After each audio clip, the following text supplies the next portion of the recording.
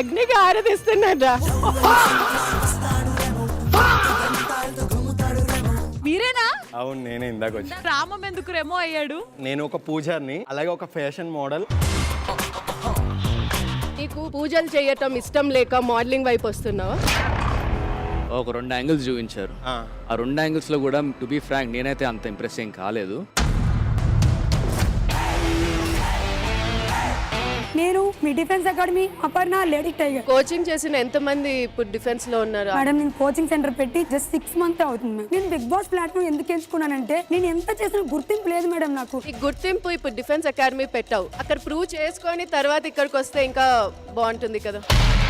నాకెందుకో మీరు ఇదేదో వేరే షార్ట్ కట్ లాగా వేరే రీజన్ కోసం చూస్తున్నారేమో కానీ సార్, మా స్టూడెంట్స్ కూడా నాకు చాలా సపోర్ట్ చేశారు. దేనికమ్మా? నువ్వు స్ట్రాంగ్ పర్సనాలిటీ, నిన్ను ఇంట్లోకి పంపిస్తే నిన్ను చూసి ప్రజలు వావ్ అక్క ఏం చేసిందని అనుకుంటారని మేము అనుకోవాలా?